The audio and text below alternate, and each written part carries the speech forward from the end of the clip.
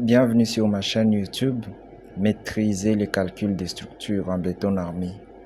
Ceci est une chaîne que je viens de créer pour aider les élèves, les étudiants, ainsi que tout autre chercheur passionné du domaine de BTP de se retrouver dans certains calculs d'une façon un peu plus facile et détaillée. Et pour ce, je vais vous demander de vous abonner et d'activer la cloche de notification pour être informé à chaque fois que j'aurai posté de nouvelles vidéos. Alors pour aujourd'hui, nous allons étudier comment calculer la section d'armature. On s'est toujours posé cette question-là. Est-ce que les aciers, les armatures qu'on choisit dans une section de poutre, c'est par hasard ou bien il y a des calculs qui se font dans une logique pour trouver cette section-là? Alors c'est ce que nous allons faire maintenant. Nous allons prendre d'abord un exemple simple d'une poutre simplement appuyée, c'est-à-dire une poutre sur deux appuis.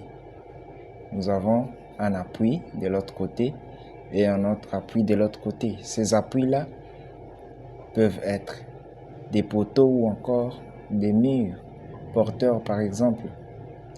Et cette poutre-là est uniformément chargée. Déjà, notre modélisation nous donne cette forme-là. Une poutre sur deux appuis A et B et nous avons la travée L.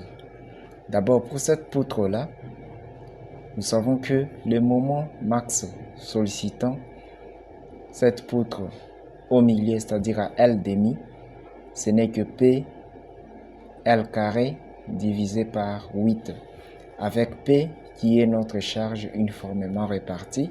L, c'est la portée de cette travée-là. Et quant à l'effort tranchant, max, ce n'est que P multiplié par L divisé par 2.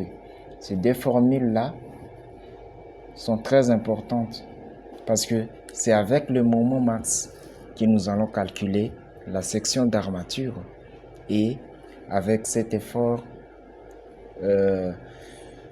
l'effort tranchant ici, nous allons calculer aussi la section d'acier d'armature transversale.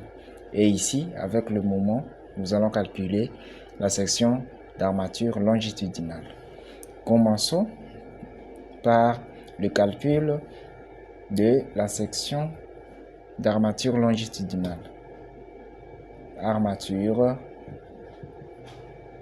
longitudinale. Les armatures longitudinales ici, pour calculer la section d'armature longitudinale, et nous allons représenter, si nous effectuons la coupe à ce niveau-là, nous appelons cette coupe-là AA. Nous pouvons représenter notre coupe AA ici. Si nous représentons cette section droite de la poutre, les caractéristiques géométriques de cette section rectangulaire, nous aurons B ici et H ici. Et à ce niveau ici, nous aurons des armatures tendues ici et des armatures comprimées à ce niveau ici, ou encore on peut utiliser simplement des barres de construction dans le cas d'une section simplement armée. Alors ici, notre premier cas ici, nous allons étudier le cas d'une section simplement armée, c'est-à-dire les armatures que nous allons calculer seront seulement les armatures tendues ici. Alors, qu'est-ce que nous allons faire? Premièrement, nous allons d'abord calculer le moment ultime réduit.